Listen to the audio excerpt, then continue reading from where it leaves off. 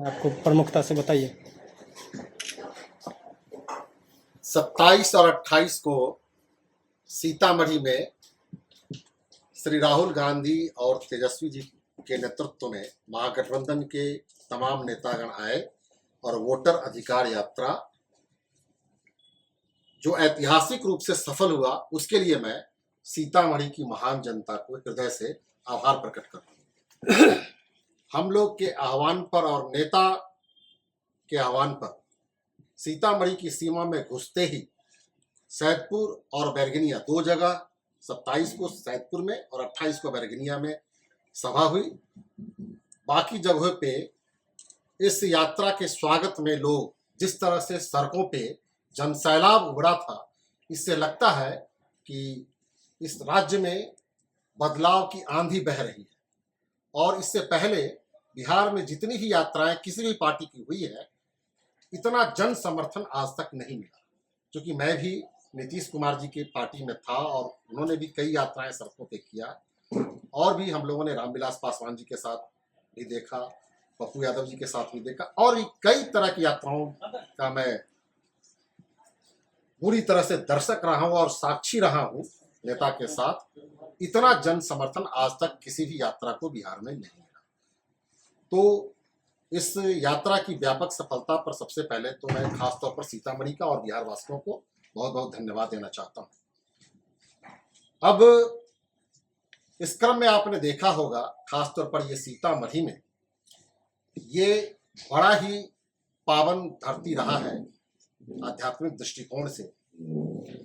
इस धरती पर हमेशा आप राम राम सीता राम की गूंज आपको हमेशा कानों में गूंजती दिखेगी।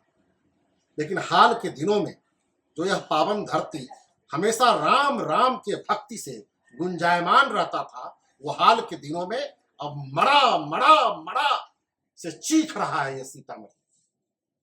जब कभी यहाँ के लोग पहले राम राम राम राम राम करते थे, अब आज यहाँ की जनता मड़ा मड़ा मड़ा की चीख और चित्कार कर रहे हैं। यह त्राहिमाम का संदेश देश के हुक्मरान और प्रदेश के मुख्यमंत्री, यहाँ के सांसद, यहाँ के विधायकों के कानों में नहीं जा रही है। तब मुझको लगा कि यहाँ के असंवेदनशील नेताओं के खिलाफ में एक जनाक्रोश जो उभर रहा है, उस आक्रोश को स्वर देना चाहिए। तो मैं कुछ पीड़ित परिवारों को लेकर के और जन समर्थन के साथ हमने डीएम और एसपी का घेराव किया और उनको अल्टीमेटम दिया। 2-3 अपराधी पकड़ाए भी, लेकिन हत्या का दौर 2-3 दिन तक रुका रहा। फिर रात में एक हत्या हुई, एक कुरियर बॉय की हत्या सीतामढ़ी की एकदम सीमा पर महिंदवाड़ा में रात में हुई है। तो ये हत्या का दौर आखिर कब खत्म होगा? आप बार बार सर देवेश चंद्र ठाकुर के ऊपर हमला बोल रहे हैं, ऐसा क्यों? देखिए, देश में कोई भी बड़ी जन समस्या आएगी तो लोग किसको रेस्पॉन्सिबल मानेंगे? अगर राष्ट्रीय स्तर पर कोई घटना होती है तो उसको रेस्पॉन्सिबल मानेंगे प्रधानमंत्री को। राज्य स्तर पर भी कोई अगर घटना घटती है तो उसके लिए जिम्मेवार लोग मुख्यमंत्री को मानते हैं। राष्ट्रीय स्तर की घटना होती है तो प्रधानमंत्री का पुतला जलाया जाता है, प्रधानमंत्री को गद्दी छोड़ने की बात होती है, प्रधानमंत्री के आंख में आंख डाल करके जनता सवाल करती है। जैसे भी वोटर अधिकार यात्रा चुनाव आयोग को लेकर के हमारे राष्ट्रीय नेता और प्रांतीय नेता प्रधानमंत्री को गद्दी छोड़ने की बात कह रहे हैं। बिहार स्तर पर कोई बात होती है तो लोग मुख्यमंत्री का पुतला जलाते हैं और मुख्यमंत्री से सवाल जवाब करते हैं, मुख्यमंत्री का घेराव करते हैं, पटना विधानसभा का घेराव करते हैं। तो सीतामढ़ी स्तर पर कोई अगर अप्रिय घटना और कानून व्यवस्था लचर हो रही हो, आम जनों की हत्या हो रही हो रोज बरोज, तो कौन रेस्पॉन्सिबल होगा? सीतामढ़ी का सांसद ही ना, और सीतामढ़ी का जिला प्रशासन ही ना।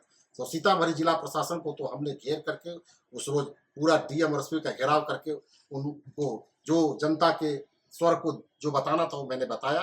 और मैंने यहाँ के सांसद को भी बताया था कि you are also responsible the all type of criminal activities and corruptions. But उनके दिमाग में ये बात नहीं धर रही है।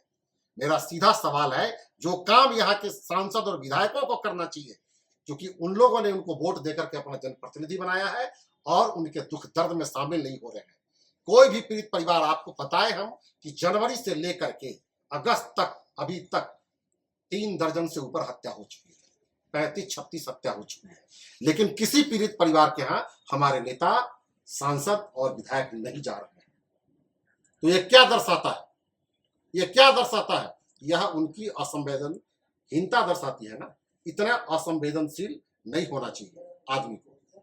मैं देवेश ठाकुर जी को बहुत तरीके से जानता था जब वो सांसद नहीं थे तब। वो मेरे साथ, उनके साथ मैं बहुत दिनों तक काम किया हूँ। जनता दल यूनाइटेड का मैं छात्र का बिहार का अध्यक्ष था, यूथ का रहा, प्रदेश का महासचिव रहा, पार्टी का प्रवक्ता रहा, नीतीश कुमार जी के विश्व का स्टेट का मेंबर रहा। तो नीतीश कुमार जी से मेरा बड़ा गहरा रिश्ता होता था। और देवेश चंद्र ठाकुर जी यहाँ पर जब एमएलसी थे तो वो सामाजिक समरसता और धर्मनिरपेक्षता के जिंदा मिसाल थे। वो जाति और धर्म के आधार पर किसी से नफरत नहीं करते थे जब तक वो एमएलसी रहे। हम लोग उनके घर में घुसते थे तो सर्वधर्म संभाव का एक वातावरण हमको दिखता था। यह बात सही है। लेकिन चुनाव जीतने के बाद क्या न क्या उनको हो गया कि चुनाव जीतने के बाद अपने अभिनंदन सभा में ही एक ऐसा विद्वान व्यक्ति, ऐसा सामाजिक समरसता मानवतावादी व्यक्ति जो धर्मनिरपेक्षता में भी जिनकी अटूट आस्था रही हो, वैसा व्यक्ति जाति सूचक शब्द लेकर के वो तो बोले कल अपने प्रेस कॉन्फ्रेंस में कि मैंने कभी जाति के आधार पर कभी कोई भेदभाव नहीं किया। सांसद बनने से पहले निश्चित रूप से वो कभी कोई भेदभाव नहीं करते थे। ये मेरा सपोर्ट है और मैं कहता हूं। लेकिन सांसद बनने के बाद आखिर क्या हो गया उनको, ये अपने अभिनंदन समारोह में आग बबूला हो गए। आप लोग के ही चैनल के माध्यम से, मैं तो पटना और बिहार से बाहर था, आप लोग के चैनल के माध्यम से ही देखा कि वे कह रहे हैं कि हम मुसलमान समुदाय के लोगों को, यादव समुदाय के लोगों को, कुशवाहा समुदाय के लोगों को, सूरी समुदाय के लोगों को, दलित समुदाय के लोगों को अपने घर में स्वागत तो करेंगे, चाय पान कराएंगे, लेकिन उनका कोई काम नहीं करेंगे। ये बात मैं झूठ बोल रहा हूं क्या? आप लोग के चैनल के माध्यम से ये बात आई थी ना सब जगह। तो क्या एक निर्वाचित सांसद की ये भाषा हो सकती है जो इतने विद्वान है, एक अच्छे इंस्टीट्यूशन से लॉ ग्रेजुएट है, और वो इस तरह की भाषा का प्रयोग जो कर रहे थे तो हम लोग को बड़ा आश्चर्य हुआ। मैं आपको यह भी बता देना चाहता हूं कि दल और राजनीतिक महत्व को छोड़ करके मैं व्यक्तिगत स्तर पर एक बेहतर इंसान को, मैंने भी देवेश चंद्र ठाकुर को वोट किया था लोकसभा के चुनाव में। एक अच्छे उम्मीदवार के, एक पढ़ा लिखा उम्मीदवार, एक विद्वान उम्मीदवार, मानवतावादी उम्मीदवार, धर्मनिरपेक्ष उम्मीदवार, एक जाति विहीन समाज की सोच रखने वाला उम्मीदवार समझ करके मैंने भी उनको वोट किया था। लेकिन जैसे उनका बयान आया मैं शॉक्ड रह गया। मैं एकदम बहुत घबरा गया कि क्या हो गया अचानक, यह आदमी 180 पर कैसे घूम गया। और मैंने लाइव आकर के कहा कि आप अपनी बयान को वापस लीजिए। मैं उस समय भी जब उनका बयान आया तो मैं लाइव हुआ था और पटना से बाहर मैंने प्रेस कॉन्फ्रेंस भी किया था, लेकिन वो बिहार का संदर्भ था इसलिए बहुत जगह नहीं छपा। लेकिन आज भी मेरे फेसबुक पर वो लाइव है और बहुत सारे लोगों ने समर्थन दिया। और मैंने कहा कि नहीं, आपके जैसा विद्वान सांसद की यह भाषा नहीं होनी चाहिए। यह भाषा नहीं होनी चाहिए एक धर्मनिरपेक्ष और मानवतावादी सांसद के तौर पर। आपको या तो अपना बयान वापस लेना होगा, नहीं तो सीतामढ़ी का लोग आपके कार्यक्रमों का बहिष्कार करेगा। वो आए कुछ दिनों में सीतामढ़ी में और वो बोले कि मेरा कहने का आशय वो नहीं था। तो ठीक है, जब वो बोल दिए, स्वीकार कर लिए, तो उनको लगा कि चलो बात आई गई हो गई। फिर कुछ दिनों के बाद वो बिहारी शब्द के ऊपर में एक आदमी फोन करता है और जिस तरह की अनाप शनाप बिहारी शब्द को लेकर के वो बोल रहे हैं, यह भी हमको बहुत खराब लगा कि इतना विद्वान आदमी की भाषा इतनी खराब हो सकती है। और ये कह रहे हैं कि रात के 12 बजे हमको फोन नहीं करो। किसी भी सांसद और किसी भी जनप्रतिनिधि को आप 24 घंटे में किसी भी समय, जब भी आप दर्द में होते हैं, परेशान होते हैं, फोन कर सकते हैं। निर्वाचित हमारे जनप्रतिनिधि है, सरकार की तरफ से उनको पीए रखने का अलाउंस मिलता है, वो फोन दे सकते हैं अपने प्रतिनिधि, अपने पीए को। वो नोट करता अगर रात में सोए हुए हैं तो। अगर रात में कुछ उनकी बात ये होती हो तो वो किसी दूसरे को दे देते कि कल जगेंगे तो हमको बताना। हो सकता है कि रात के 12 बजे फोन किया, सोए हुए तो ला गए हो। लेकिन ये ठीक व्यवहार नहीं था, यह भी मेरे मन को कचोटा। और तीसरी घटना तब मेरा दिमाग बिल्कुल लगा कि अब अति हो गया, जब हत्या पर हत्या पर हत्या हो रहा था और ये कुछ नहीं कर रहे थे। शहर में रंगदारी, शहर में लोगों को कोई काम करने पर फिरौती मांगी जाती है, मांगा जाता है, क्या बोलते हैं उसको, कि टैक्स, रंगदारी टैक्स मांगा जाता है। ये कई व्यवसायी, कई छोटे मोटे कारोबारी ने हमसे मिलकर के कहा, क्योंकि मैंने भी सीतामढ़ी को 2010 में रिप्रेजेंट करने की कोशिश की थी, लोगों ने नवाजा भी था, बहुत सारा अच्छा जन समर्थन भी मिला। कुछ वोटों से मैं हार गया, प्रशासनिक हेर फेर रहा हो या कुछ भी रहा हो, मैंने उसको स्वीकार कर लिया। और वो कह रहे हैं कि 15 साल के 10 साल 15 साल के बाद दिखाई पड़े। जनता ने मुझको ये किया तो मेरी सामाजिक और पारिवारिक जिम्मेवारी थी, तो मैं यूनिवर्सिटी वगैरह का काम देखने उखने लगा, तो ये हुआ। लेकिन जब उसको लगा कि अब कोई आदमी नहीं बोल रहा है, हमारा जो गृह जिला है, मैं जहां से मेरा जन्म हुआ, मेरी जहां पैदाइश हुई है, वहां मेरा बंधु बांधव भाई मित्रगण सभी समाज के लोग एक एक करके मारे जा रहे हैं और मैं चुप रहूं, ये साइलेंस हमको अच्छा नहीं लगा। भले ही दूसरे लोग साइलेंस में जाए, लेकिन मैं साइलेंस में नहीं जा सकता हूं, मैं साइलेंट नहीं रह सकता हूं। तब मैं पीपुल्स वॉइस बनकर के उस रोज कहा था, जो बातें मैं कही थी उस पर मैं आज भी कायम हूं। ये पीपुल्स का वॉइस था, एग्रेशन था, जिसको मैंने कहा।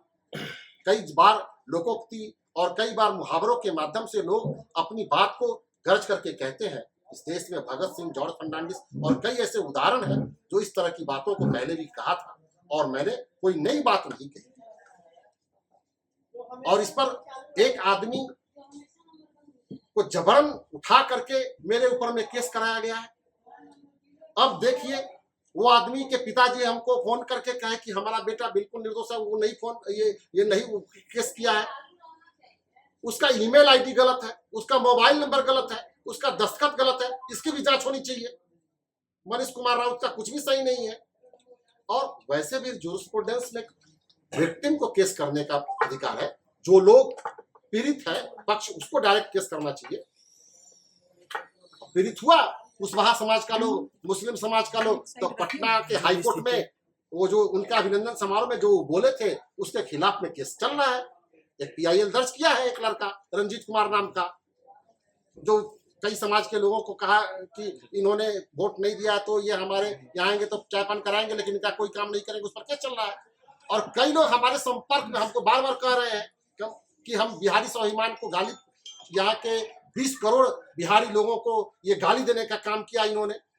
ये महाराष्ट्र में पले बढ़े हैं, तो क्या मराठी जो तेवर है वो तेवर हो गया है। राज ठाकरे और बाल ठाकरे के रिश्तेदार की तरह से ये एक्ट कर रहे हैं बिहार में, कि वो बोल रहे हैं कि बिहारी साला हरामजादा। हम ये शब्द अपने जुबान पे नहीं लाना चाहते हैं, जिन शब्दों का वो प्रयोग किए हैं।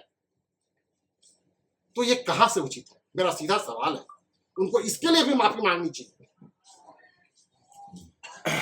और वो कह रहे हैं कि मैं मानहानि का मुकदमा दायर करूंगा, करे, रोक कौन रहा है? हमसे भी लोग बहुत संपर्क में कर रहे हैं कि बिहारी स्वाभिमान को गाली दिए हैं, वो बिहारी स्वाभिमान को ठेस पहुंचाए, हम लोग भी मुकदमा दायर करेंगे, सब स्वतंत्र है।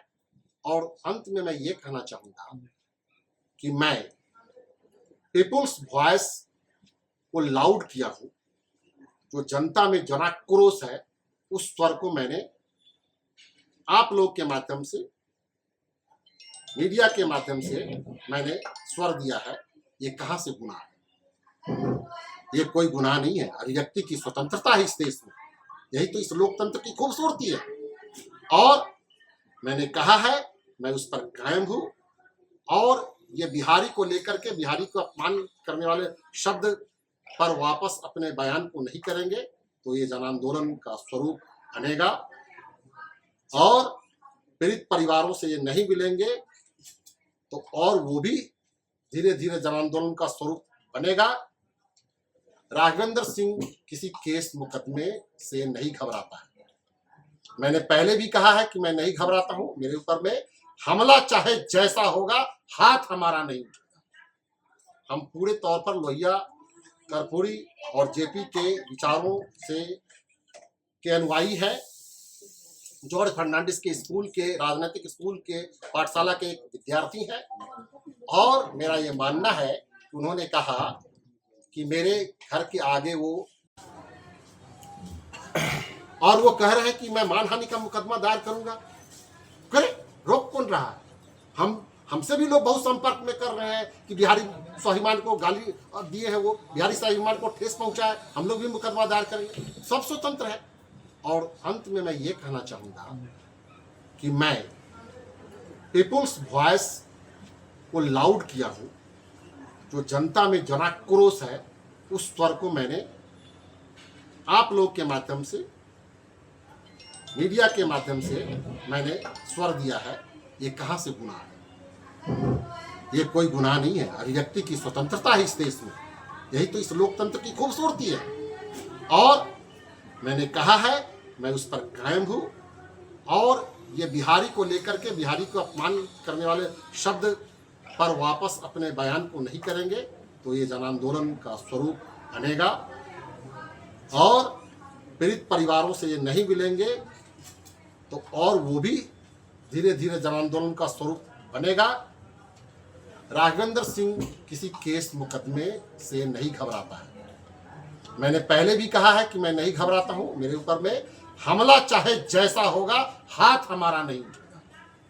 हम पूरे तौर पर लोहिया, कर्पूरी और जेपी के विचारों से के अनुयायी है। जॉर्ज फर्नांडिस के स्कूल के, राजनीतिक स्कूल के, पाठशाला के एक विद्यार्थी हैं। और मेरा ये मानना है कि उन्होंने कहा कि मेरे घर के आगे वो फुलझड़ी भी नहीं छोड़ सकते हैं, तो निश्चित रूप से मैं फुलझड़ी छोड़ने में विश्वास नहीं करता। मैं तो उनको फूलों की लड़ी से नवाजना चाहता हूं। वो काम करे बेहतर। मैं तो सकारात्मक विपक्ष की भूमिका में रहना चाहता हूं। गलत काम करेंगे तो मेरा स्वर तेज होगा, अच्छा काम करेंगे तो मैं उनको स्वागत करूंगा। मैं उनको फूलों की लड़ी से भी स्वागत करने के लिए तैयार हूं। आप बेहतर काम तो करके दिखलाइए। आपसे लोगों को बड़ी उम्मीद है। यहाँ के 8 लाख मतदाताओं की आप उम्मीद है। तो मेरा ये मानना है कि आपको जनता को न्याय देने के लिए, आप जनप्रतिनिधि हैं, तो जनता को न्याय देने के लिए, जनता को इंसाफ देने के लिए सबसे पहली पंक्ति में आपको रहना पड़ेगा। आप नहीं है आगे, इसलिए हम लोग जैसे छोटे आदमी को, एक आम इंसान को आगे आना पड़ रहा है। दूसरी बात ये मैं ये कहूंगा कि कुछ बहके हुए लोगों से मुझको फोन उन पर कुछ कुछ कहवाया जाता है। इससे भी मुझे घबराने वाला नहीं। कुछ सोशल मीडिया पर भी टिक्का टिप्पणी की जाती है मेरे पक्ष में, मेरे खिलाफ में। तो मैं ऐसे तमाम लोगों का हम स्वागत करते हैं दिल से। जो लोग मेरे पक्ष और विपक्ष में अपनी बात रखते हैं, मैं उनका स्वागत करता हूं। जिस तरह से मुझे भी लोकतंत्र में अभिव्यक्ति की स्वतंत्रता है, तो सारे लोगों को अभिव्यक्ति की स्वतंत्रता है। सब लोग मेरी बातों से सहमत नहीं हो सकते। मैं किसी जाति विशेष को टारगेट करके नहीं ये बोल रहा हूं। मैं सीतामढ़ी के जनप्रतिनिधि माननीय सांसद को मैं कटघरे में खड़ा करना चाहता हूं। उनके व्यवहार को कटघरे में खड़ा करना चाहता हूं। उनके बोली और आचरण को कटघरे में खड़ा करना चाहता हूं। मैं तो हमदर्द रहा हूं ब्राह्मण समाज का। मैंने लड़ाई लड़ी है उनको 5% आरक्षण देने के सवाल पर। मैंने नीतीश कुमार के मैनिफेस्टो में, मैंने रामविलास पासवान जी के मैनिफेस्टो में, लालू प्रसाद के मैनिफेस्टो में गरीब सवर्णों की आरक्षण की लड़ाई लड़ी। और मैं पहला व्यक्ति था, जब 10% आरक्षण मिला तो मैंने स्वागत किया। अभी कुछ दिन पहले मैंने एक पॉडकास्ट में कहा था कि खास तौर पर पूजा पाठ करा कर, कीर्तन और चंदन टीका लगा करके, ये जो जजमनिका करा करके जीने वाले जो ब्राह्मण समुदाय के अत्यंत गरीब लोग हैं, उनको अलग से आरक्षण देना चाहिए। मैं इसकी भी बात मैंने किया। और मैं और भी इससे भी बढ़ करके गलत रास्ते पर चले गए हुए गुमराह नौजवानों को मैं फिर से आह्वान करना चाहता हूं। और मैं कहता हूं कि जो सरकार बेरोजगार नौजवानों के हाथों में काम नहीं देगा, तो बेरोजगार नौजवान काम नहीं मिलने पर हथियार उठा लेता है, मजबूरी में गुमराह होकर के, डिमोटिवेट होकर के। तो वैसे गुमराह नौजवानों से, ऐसे भटके हुए लोगों से मेरा आह्वान है कि आप आइए मुख्य धारा में, शान के साथ जीना सीखिए। अपने कॉलर को ऊंचा करके इज्जत की रोटी खाइए। आपको बैंकों से लोन दिलवाया जाएगा। सरकार की बहुत सारी योजनाएं हैं, उस योजनाओं से आपको स्वनियोजित करने की बात होगी। लेकिन आप गलत रास्ता मत अख्तियार करिए। सीतामढ़ी के इस पावन धरती को, सीतामढ़ी के इस आध्यात्मिक नगरी को, राम राम की धरती को मरा मरा में कन्वर्ट मत करिए। इस पीस जोन को, इस शांति जोन को क्राइम जोन में कन्वर्ट मत करिए। अपराध की दुनिया में गए हुए लोगों से मेरा नम्र निवेदन होगा कि आप आओ मुख्य धारा में, मैं तेरी लड़ाई लड़ूंगा, मैं तुमको रोजगार देने का काम करूंगा, लेकिन मेरे ऐसे निर्दोष भाइयों की हत्या और मेरे निर्दोष माँ बहनों की इज्जत के साथ खिलवाड़ मत करिए। यहाँ पर फल फूल रहे व्यवसायियों को तंग तबाह मत करिए। एक तो वैसे ही हमारे यहाँ से लोग छोड़ छोड़ करके बाहर जा रहे हैं, कुछ लोग जो बचे हुए हैं जो यहाँ की रोजी और रोटी देने का काम करते हैं, ऐसे लोगों को तबाह मत करिए। हम इन्हीं बातों के लिए आज आप लोगों को अपनी स्थिति स्पष्ट करने के लिए बुलाया है। इसके अतिरिक्त यदि कोई सवाल आपके जेहन में बनता हो तो आप। सीतामढ़ी में ताबड़तोड़ गोलियां चल रही है, अपराधी खुलेआम घूम रहे हैं, गिरफ्तारी नहीं हो रही। सवाल तो यही मैंने उठाया है ना, मैंने तो कहा ही है कि मदन सिंह कुशवाहा के हत्यारा अभी फरार है, निर्दोष को जो है जेल भेज दिया गया। ग्राउंड रिपोर्टिंग बता रहा है। बिल्कुल आपने सही कहा, किसी को पकड़ा गया है तो मैं तो ये कह ही रहा हूँ। इसी सवाल को लेकर के मैंने प्रदर्शन किया था ना, डीएमएसपी का घेराव किया था। वो सवाल जिंदा है और वो उन्होंने कहा था कि हमको समय दिए, मैंने समय दिया था। एक दो आदमी की गिरफ्तारी हुई, पुट्टू खान की भी हत्या के संदर्भ में उन्होंने गिरफ्तारी की, उसके भी बारे में गिरफ्तारी की। कुछ लोगों के घर पर इश्तेहार चिपकाया गया है। तो मैं ये नहीं जानता हूँ, मेरे पास में जो नामजद अभियुक्त है उनके घर पर तो बात होनी चाहिए ना, या नामजद भी है, अगर वो लगता हो कि किसी को किसी बहकावे में फंसाया गया है तो ये तो प्रशासन का काम है ना। अभियुक्त का पोस्टर लगा रहता है पुनौरा धाम में। हाँ, वही तो ये मैं कहना चाह रहा हूँ कि जिन जिन व्यक्तियों का इस तरह की बात है, और यह भी कि कोई सांसद ये कहता हो कि फलना आदमी निर्दोष है, फलना आदमी दोषी है, और वो कह रहे हैं कि हमने किसी की पैरवी नहीं किया आज तक, लेकिन आप प्रेस के सामने में यह कबूल करते हैं कि यह आदमी हत्यारा नहीं हो सकता है जो नामजद अभियुक्त है, और आप बोल रहे हैं कि यह आदमी हत्या नहीं कर सकता, यह आदमी ये नहीं कर सकता है। तो आप तो जांच प्रणाली को एक जनप्रतिनिधि होने के नाते आप एक सर्टिफिकेट दे रहे हैं, उसको प्रभावित कर रहे हैं। ये भी नहीं करना चाहिए। नीतीश जी कहते हैं मैं किसी को न बचाऊंगा न मैं किसी को फंसाऊंगा, तो आप किसी को बचाने का काम कर रहे हैं। 2 साल पुराना आप अपने नेता के शैली का खिलाफ कर रहे हैं। आपने एक जनप्रतिनिधि के आवास को डायनामाइट से उड़ाने की बात कही, इसको आप किस तरह से जस्टिफाई कर रहे हैं? ये डायनामाइट पीपुल्स वॉइस जनता का आक्रोश है। आप देखते होंगे कथा कि तुमको चुनाव में धूल चटा देंगे, तो क्या जीत जाता है प्रत्याशी तो अपने हारे हुए प्रत्याशी को क्या मुंह बालू में रगड़ता है, क्या धूल चटाता है क्या? ये तो पीपुल्स वॉइस है जनाक्रोश का। हम तो डायनामाइट शब्द का इस्तेमाल किया है। बहुत सारे लोग तो एटम बम की बात करने लगते हैं। वो तो पीपुल्स का एग्रेशन है। ये मुहावरा लोकोक्ति हो सकता है, अब ये तो सब लोग समझता है, लेकिन इनके पार्टी के जो प्रधानमंत्री और गृह मंत्री है आते थे तो बोलते थे कि 16 लाख सब लोग के खाते में पहुंचा देंगे, 2 करोड़ नौकरी देंगे हर वर्ष। और जब बाद में सरकार बन गई तो 3 साल बाद उनसे पूछा गया था ये तो चुनावी जुमला था। इसका माने फिर ये जो नीतीश कुमार जी जो घोषणा कर रहे हैं हमारे नेता तेजस्वी जी के दबाव में, जो जो चीज तेजस्वी जी घोषणा करते अपने घोषणा पत्र में कि ये दूंगा वो दूंगा वो दूंगा वो दूंगा, माई बहनी योजना, बेरोजगारी योजना, रोजगार देना योजना, वृद्धा पेंशन योजना, बिजली योजना, सारे योजना को क्या कर रहे हैं, ये डुप्लीकेट कर रहे हैं अपने। और वो जैसे जो बहुत विद्यार्थी होता है, तेज विद्यार्थी का कॉपी का नकल करता है, उस तरह से नकल करके सारी चीजों को ये पास करा रहे हैं। और फिर ये कहेंगे बाद में कि नहीं नहीं नहीं नहीं ये तो जुमला था। तो बड़ी विचित्र बात है। सीतामढ़ी नगर का अगला विधायक कौन होगा? ये तो जनता के मिजाज पर है, जनता के सवाल के का ये है, ये मेरा सवाल नहीं है। आपका भी चर्चा चल रही है, टिकट के दौर में है। हमको देखिए, हमने तो 2010 में चुनाव लड़ा, हम भी एक राजनीतिक प्राणी हैं। ये तो पार्टी को फैसला करना है ना। हम जिस पार्टी में है, हम लालू जी की पार्टी में, तेजस्वी जी की पार्टी में, राष्ट्रीय जनता दल में है, तो पार्टी का जो निर्णय होगा, जिस किसी को भी प्रत्याशी बनाएंगे हम लोग उनको जिताने का काम करेंगे। आपके पार्टी के जो तेजस्वी प्रसाद यादव है उनको बताया जा रहा है 20 से 25 सीट पर समेट दिया जाएगा पूरे बिहार में।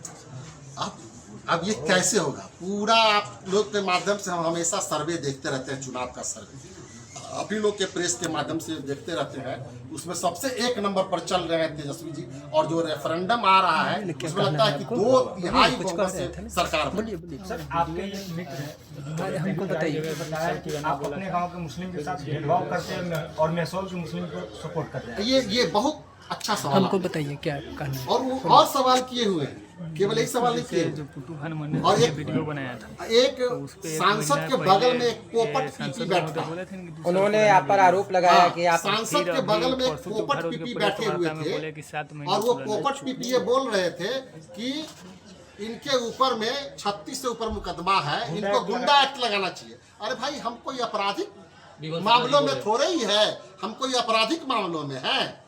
हम तो छात्र नेता थे, विभिन्न विश्वविद्यालयों में धरना प्रदर्शन करते रहते थे, तो वो राजनीतिक मुकदमा था। 2 साल 3 साल 4 साल चलता है, 2 महीना 3 महीना 1 महीना 6 महीना जेल में रहे, 9 महीना कंप्लीट सभी केसों में मिला करके हम 9 साढ़े 9 महीना जेल में रहे, निकल गए, सब केस खत्म है। एक केस जो हम जब चुनाव लड़े थे राजद और लोजपा के संयुक्त गठबंधन के रूप में, तो मेरी बढ़ती हुई लोकप्रियता से घबरा करके उस समय का तत्कालीन लोग हमारे ऊपर में, जब मैं सीतामढ़ी के कमलदह गांव में जहां मेरा जन्म है, मैं उस गांव का वोटर भी नहीं हूं, लेकिन चूंकि जन्म है मेरा, वहां मेरा परिवार के लोग रहते हैं, मेरे भाई मुखिया है वहां और उनके समर्थक 20-22 साल से मुखिया है, पैक्स के अध्यक्ष है, सब वो लोग वही जनप्रतिनिधि है। कभी वो जीतते हैं, रिजर्व हो जाता है तो उनके समर्थक लोग जीतते हैं। तो मुस्लिम वो भाजपा के नेता है शुरू से। मेरे घर में वैचारिक द्वंद है, एकदम मैं खुल करके आपके सामने में रखना चाहता हूँ। मेरे भाई बचपन से आरएसएस के कार्यकर्ता, उसके बाद भारतीय जनता पार्टी के लोग, और मैं बचपन से सोशलिस्ट हूँ। मैं बचपन से एकदम लोहियाइट हूँ, एकदम बिल्कुल अलग। उनका पालन पोषण अलग तरीके से हुआ है, मेरा पालन पोषण अलग तरीके से हुआ है, कि मेरा एकेडमिक अलग जगह से शिक्षा दीक्षा है, उनकी शिक्षा दीक्षा अलग से है। तो दोनों आदमी की शिक्षा दीक्षा की वजह से परिवार में फूट है आपको? नहीं, परिवार में फूट कहाँ नहीं रहता, लेकिन आइडियोलॉजिकल डिफरेंस है। हमारे भाई एक साथ खाना पीना है, रहते हैं साथ में। अब उमेश जी जिनका आप नाम ले रहे हैं और जो जिस केस की चर्चा हो रही है, वो हम लोग पंचायत में बैठे थे, कोई हिंदू मुस्लिम का 2 लड़का विवाद में आ गया था, तो पंचायत के लिए हम लोग बैठे थे, डीएमएसपी आ गए। अब 10 वो मुस्लिम पक्ष के लोग और 10 वो हिंदू पक्ष के लोग, जैसा होता है आमतौर पर झगड़ा में, दोनों को पकड़ के ले गए, कहे चलिए शांति कराते हैं, शांति समिति की बैठक है थाना में। और प्रशासनिक दबाव से, ऊपर से दबाव दे करके हम लोग को दंगाई कर करके लेके मेरे गांव का हुजूम दूसरे ही दिन थाना को घेर लिया, डीएम के पास प्रदर्शन किया और वो लिख करके दिया कि नहीं, ये लोग तो आए थे पंचायत में दो लोगों के झगड़ा को ठीक ठाक करने के लिए। तुरंत मेरा बेल हो गया और 10 साल पुराना मामला है, चार्जशीट नहीं उस पर हुआ है। चार्जशीट होता तब ना केस बनता, केस तो ऐसे ही वैसे खत्म है कहानी। 10 साल पुराना मामले में चार्जशीट ही नहीं हुआ, हम अभियुक्त भी नहीं रहे, बेल पर है, सब कुछ है, खत्म है केस।